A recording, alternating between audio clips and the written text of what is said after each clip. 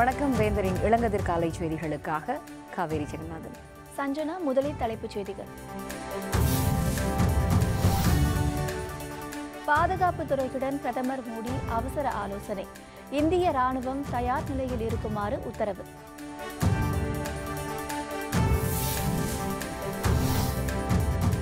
ஐம்பத்தைந்து நிலைகளில் பாகிஸ்தான் ராணுவம் அத்துமீறி தாக்குதல்.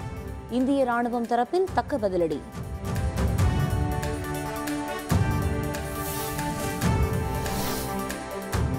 பிரதமர் நரேந்திர மோடிக்கு தமிழக முதல்வர் கடிதம். தமிழக மீனவர்களை விடுவிக்க வலியுறுத்தல்.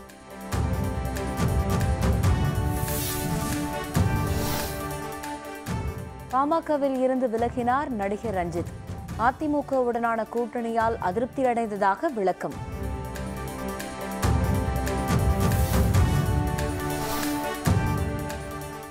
Trump Kim Jong Un Vietnam வருகை. இரண்டாவது கட்டமாக இன்று சந்தித்து பேச்சுவார்த்தை.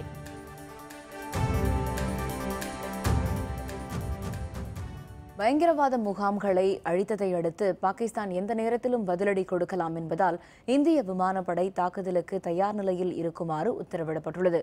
ஆக்கிரமிப்பு காஷ்மீர் பகுதியில் இந்தியா நடத்திய வான்வழி தாக்குதலை தொடர்ந்து பாதுகாப்பு தொடர்பான அமைச்சரவை குழுவுடன் பிரதமர் மோடி அவசர ஆலோசனை நடத்தினார்.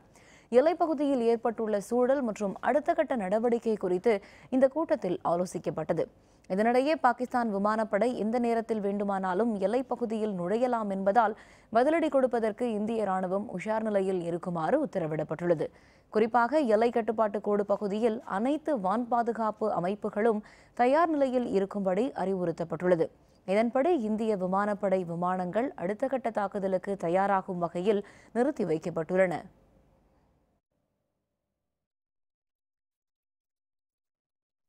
இந்திய எல்லையில் 55 நிலைகளில் பாகிஸ்தான் ராணுவம் அத்துமீறி தாக்குதல் நடத்தியுள்ளது.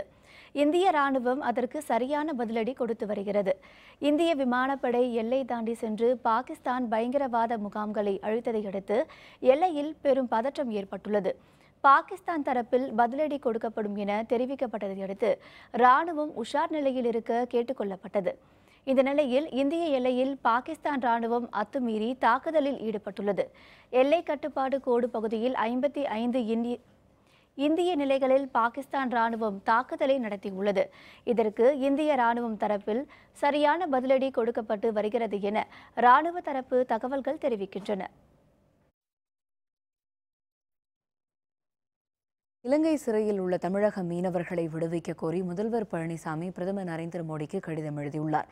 ராமநாதபுரம், தஞ்சாவூர், புதுக்கோட்டை, நாகப்பட்டினம் பகுதிகளைச் சேர்ந்த 46 மீனவர்களை இலங்கை கடற்படை கைது செய்து சிறைப்பிடித்துள்ளது. மேலும் 26 மீன்பிடி படகுகளையும் இலங்கை கடற்படை கைப்பற்றியுள்ளது. மீனவர்களை விடுவித்து படகுகளை மீட்க வெளியுறவுத்துறை மூலம் உடனடியாக பேசி தீர்வு காண நடவடிக்கை எடுக்க வேண்டுமென பிரதமருக்கு எழுதிய கடிதத்தில் முதல்வர் பழனிசாமி தெரிவித்துள்ளார்.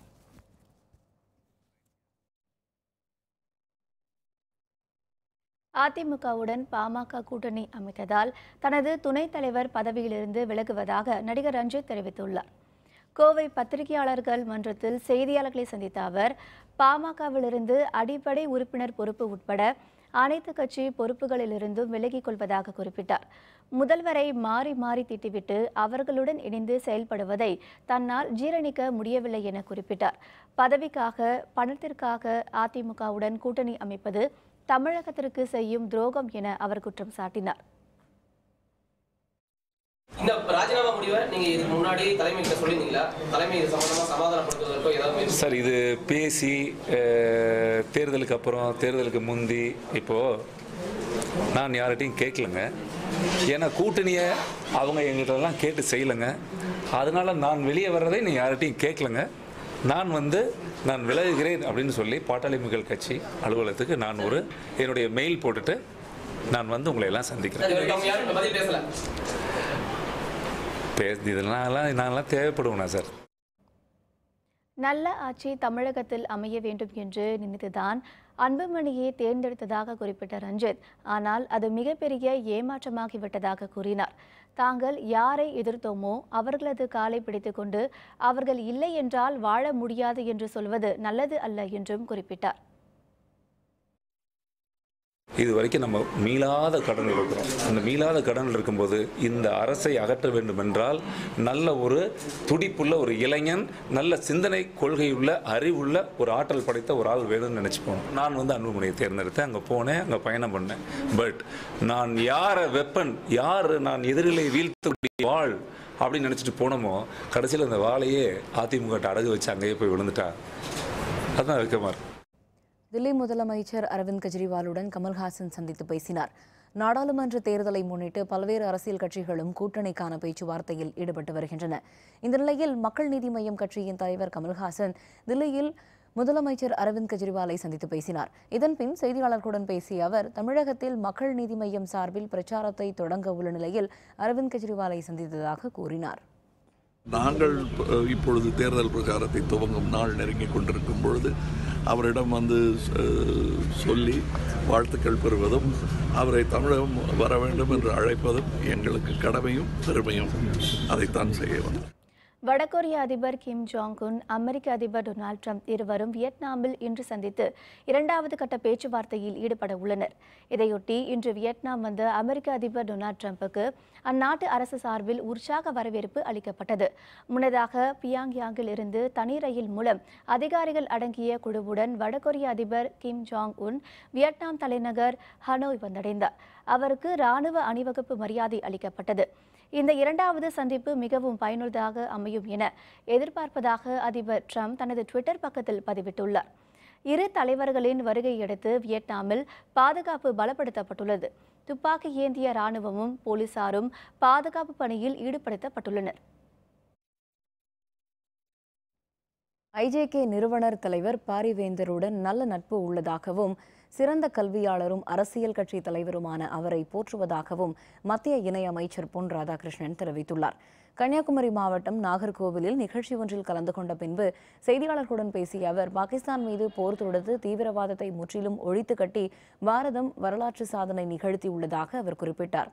கடந்த 5 ஆண்டுகளில் அனைத்து விழாக்களையும் ராணுவ வீரர்களுடன் கொண்டாடியவர் பிரதமர் மோடி என்றும் புகழாரம் சூட்டினார். நடைபெறவுள்ள நாடாளுமன்ற தேர்தல் நாட்டின் ஒற்றுமையை எடுத்துக்காட்டும் தேர்தல் என்று கூறிய அவர், அதன் மூலம் கிடைக்கும் வெற்றி 130 கோடி மக்களுக்கு கிடைக்கும் வெற்றி என்று கூறினார். யாரும் பாரதிய ஜனதா கட்சிக்கு வேண்டத்தகாதவர்கள் கிடையாது. நாட்டுக்கு யாரு தேவை, அதுக்கு என்னென்ன பண்ணணும், அதோடு தான் நாம் இருந்துட்டு இருக்கிறோம். மரியாதைக்குரிய பாரிவேந்தர் அவர்கள் நான் மதிக்கத்தக்கக்கூடிய ஒரு பெரிய கல்வியாளர், ஒரு அரசியல் கட்சியினுடைய தலைவர். அவர் நான் என்றும் மதிக்கின்றேன், போற்றுகின்றேன். இன்று IJKவின் அவசர ஆலோசனை கூட்டம். நிர்வாகிகளுக்கு டாக்டர் பாரிவேந்தர் அழைப்பு. விவரம் விளம்பர இடைவெளிக்கு பிறகு.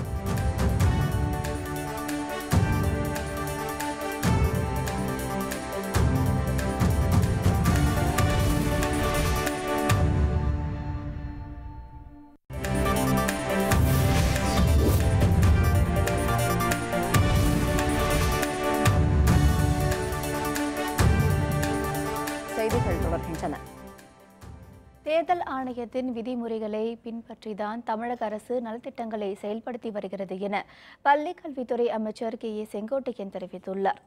ஈரோட்டில் செய்தியாளர்களை சந்தித்த அவர், வரும் 28ஆம் தேதி ஈரோட்டில் நடைபெறும் நிகழ்ச்சியில் முதல்வர் கலந்து கொண்டு பல்வேறு நலத்திட்டங்களை வழங்க உள்ளதாக தெரிவித்தார்.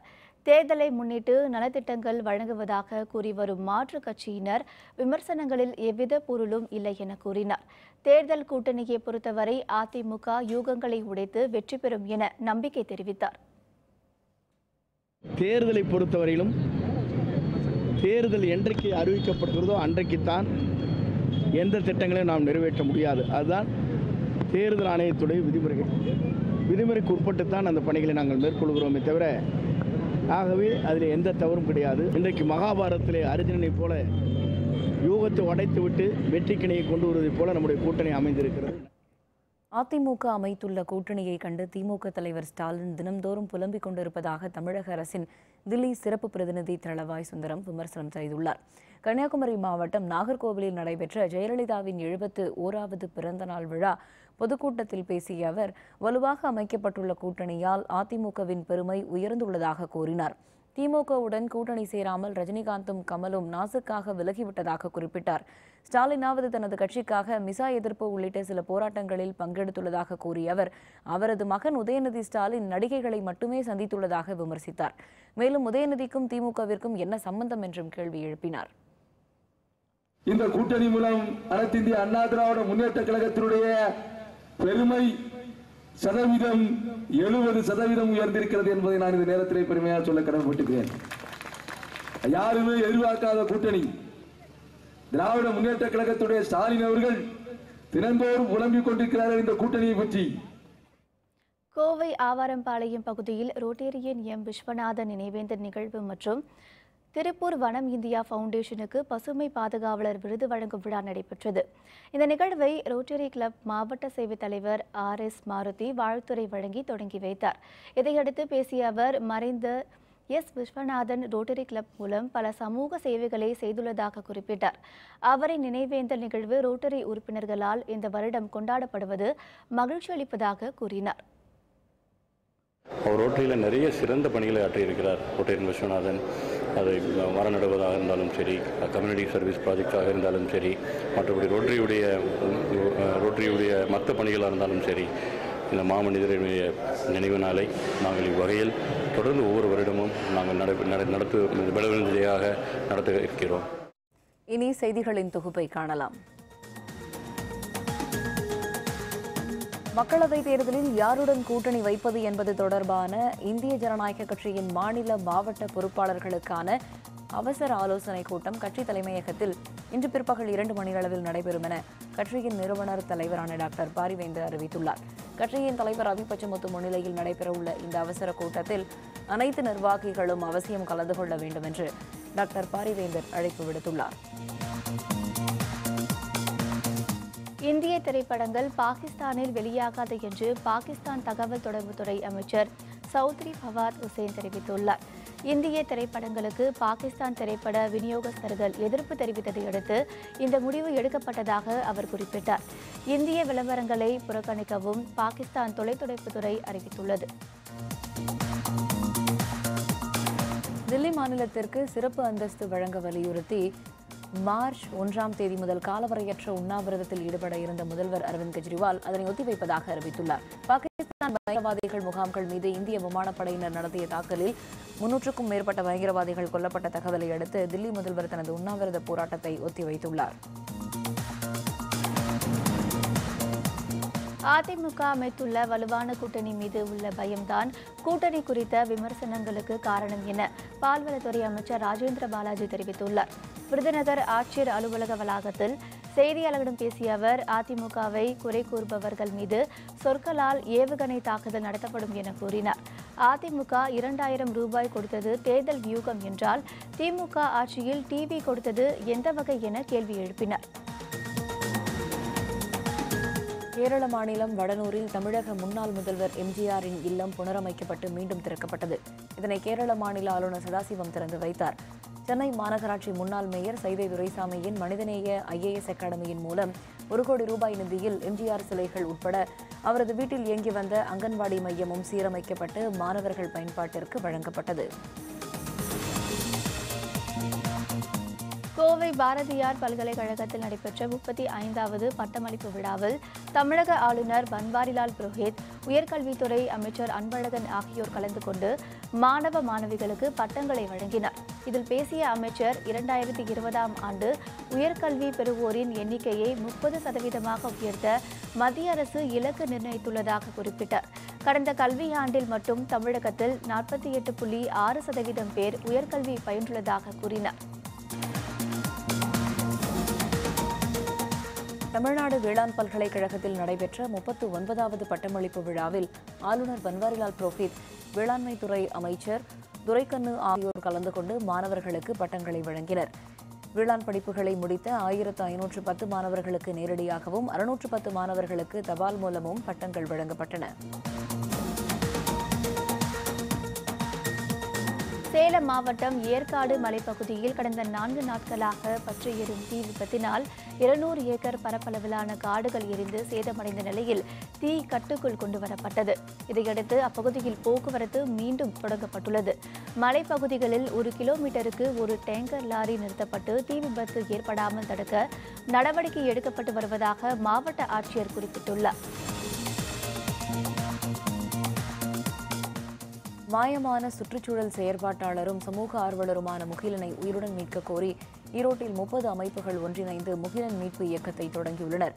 இந்த இயக்கத்தின் சார்பில் வரும் மார்ச் 2ஆம் தேதி போராட்டம் நடத்தப்படும் என்று தெரிவிக்கப்பட்டுள்ளது. முகிலனை மீட்க கோரி மாவட்ட காவல்துறை கண்காணிப்பாளரிடம் மனு அளித்துள்ள அவர்கள் முகிலனை மீட்கும் வரை தொடர் போராட்டம் நடைபெறும் என்றும் தெரிவித்தனர். ஈரோடு மாவட்டம் அத்தானி அருகே அரசு பேருந்து கவிழ்ந்து விபத்துக்குள்ளானதில் மாணவ மாணவியர் உட்பட 25க்கும் அதிகமான பயணிகள் படுகாயமடைந்து அந்தியூர் அரசு மருத்துவமனையில் அனுமதிக்கப்பட்டுள்ளனர். கோபிச்செட்டிப்பாளையத்திலிருந்து கருப்பகவுண்டன்புதூருக்கு பயணிகளுடன் சென்று கொண்டிருந்த எதிரே வந்த வாகனத்திற்கு வழிவிடும் முயற்சியில் சாலை ஓரம் கொட்டப்பட்டிருந்த மண் மீது எதிர்பாராத விதமாக கவிழ்ந்து பேருந்து விபத்துக்குள்ளானது. இந்திய ராணுவத்தினர் பாகிஸ்தான் தீவிரவாத முகாம்கள் மீது தாக்குதல் நடத்தியதை கொண்டாடும் வகையில் கரூர் மாவட்ட பாரதிய ஜனதா சார்பில் இனிப்புகள் வழங்கியும் பட்டாசுகள் வெடித்தும் கொண்டாடப்பட்டது. இதன் பிறகு பெண்கள் வீடுதோறும் தாமரை கோலமிட்டு விளக்கேற்றும் நிகழ்வும் நடைபெற்றது. இதில் கரூர் மாவட்ட தலைவர், மாவட்ட செயலர் உட்பட கட்சி நிர்வாகிகள் பலர் கலந்து கொண்டனர். திருச்சி KK நகரில் கள்ள நோட்டுகளை அச்சடித்த 3 பேரை கைது செய்த காவல்துறையினர் அவர்களிடமிருந்து 14 லட்சம் ரூபாய் மதிப்புள்ள கள்ள நோட்டுகளையும் அச்சு இயந்திரங்களையும் பறிமுதல் செய்தனர்.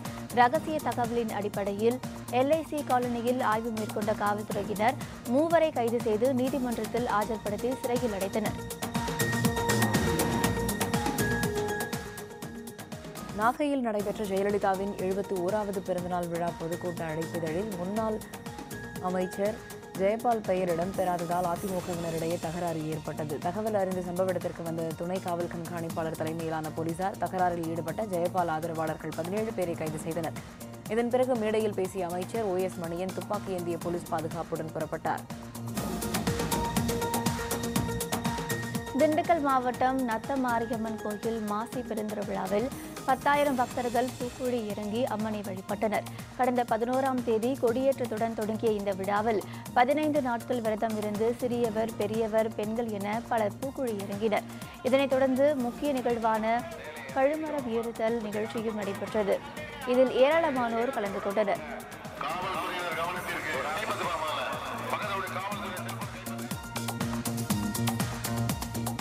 இந்தியா ஆஸ்திரேலிய அணிகளுக்கு இடையிலான 2வது மற்றும் கடைசி 20 ஓவர் கிரிக்கெட் போட்டி பெங்களூரு சின்னசாமி மைதானத்தில் இன்று நடைபெறவுள்ளது. விசாகப்பட்டினத்தில் நடைபெற்ற முதல் 20 ஓவர் கிரிக்கெட் போட்டியில் 3 விக்கெட்டுகள் வித்தியாசத்தில் ஆஸ்திரேலிய அணி வெற்றி பெற்று 1-0 என்ற புள்ளிக்கணக்கில் முன்னிலையில் உள்ளது.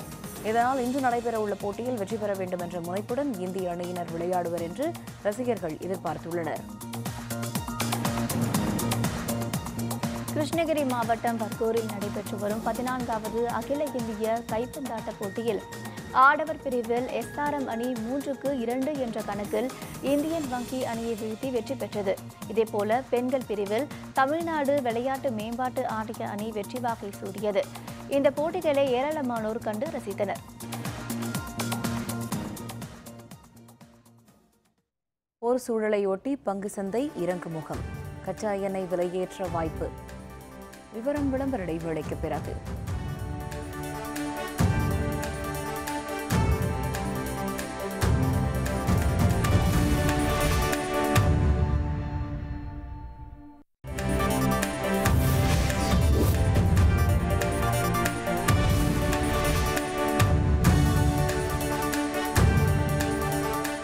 செய்திகள் தொடர்கின்றன. இன்றைய பங்குச்சந்தையில் எதிர்பார்க்கப்படும் மாற்றங்கள் உள்ளிட்ட வணிக நிலவரங்களை தருகிறார் பங்குச்சந்தை வல்லுநர் அமல்ராஜ். வணக்கம். உலக பணக்காரர்கள் எல்லாரும் செய்யும் ஒரே தொழில் பங்கு சந்தை. அந்த பங்கு சந்தை பற்றி இன்னைக்கு பார்க்கலாம். உதாரணமாக பார்த்தீங்கன்னா பங்கு சந்தை இன்றி பார்க்கறதுக்கு முன்னாடி நேற்று என்ன நடந்தது என்று பார்க்க வேண்டும். பங்கு சந்தை நேற்று இறங்குமுகமாக இருந்தது. ஏன் இருந்தது அப்படின்னு பார்த்தீங்கன்னா, நம்ம இந்தியாவு மேலே கோழைத்தனமான ஒரு தாக்குதலை அவர்கள் தீவிரவாதிகள் நடத்தினார்கள். நமது இராணுவர்கள் நம்ம வீரமரணத்து மூலம் பலி கொடுத்தோம்.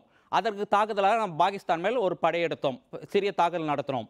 இந்த தாக்குதல் என்பது பாகிஸ்தான் மேல் நடத்தின தாக்குதலால் பங்கு சந்தை கொஞ்சம் இறங்கியது.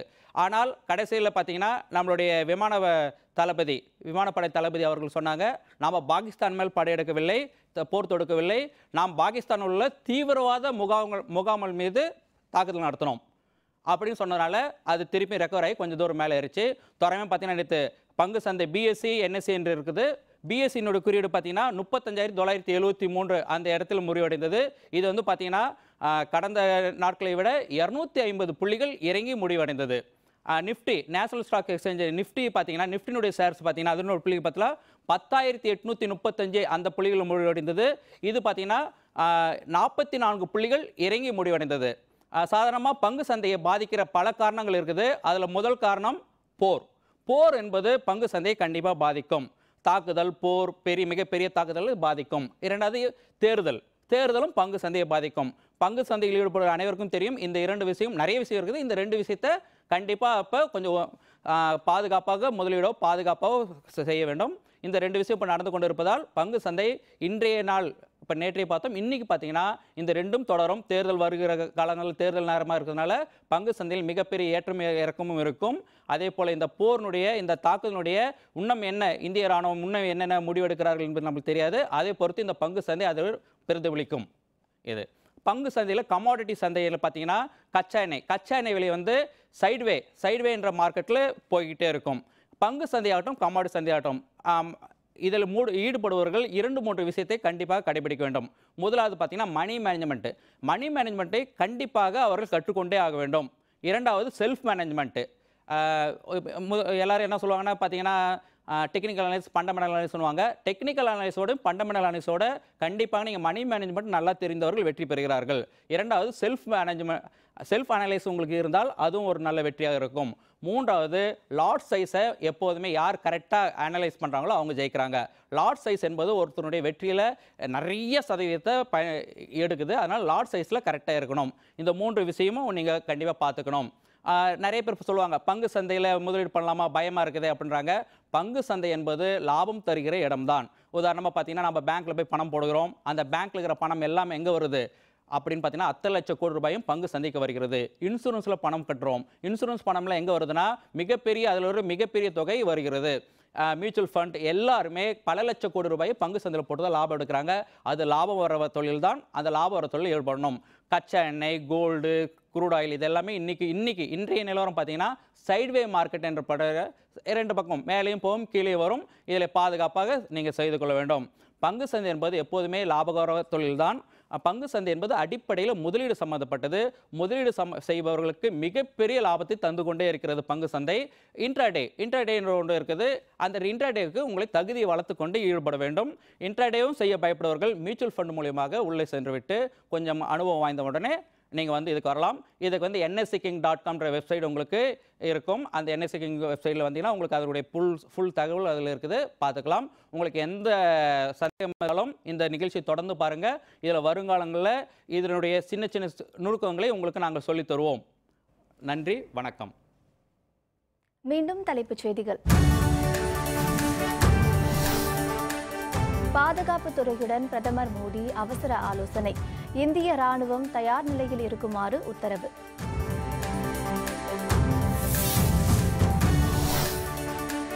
ஐம்பத்தைந்து நிலைகளில் பாகிஸ்தான் ராணுவம் அத்துமீறி தாக்குதல். இந்திய ராணுவம் தக்க பதிலடி.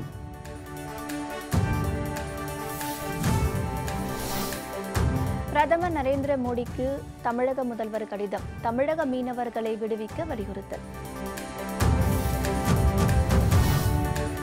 பாமகவில் இருந்து விலகினார் நடிகர் ரஞ்சித். அதிமுகவுடனான கூட்டணியால் அதிருப்தி அடைந்ததாக விளக்கம். Trump Kim Jong Un Vietnam வருகை. 2வது கட்டமாக இன்று சந்தித்து பேச்சுவார்த்தை. இத்துடன் வேந்தரின் இளங்கதிர் காலை செய்திகள் நிறைவடைந்தன. வேந்தர் டிவி செயலியை பதிவிறக்கம் செய்து முக்கிய செய்திகளை நேயர்கள் காணலாம். மீண்டும் பகல் 1 மணிக்கு வேந்தரின் உச்சிவேளை பகல் செய்திகளில் சந்திப்போம். வணக்கம்.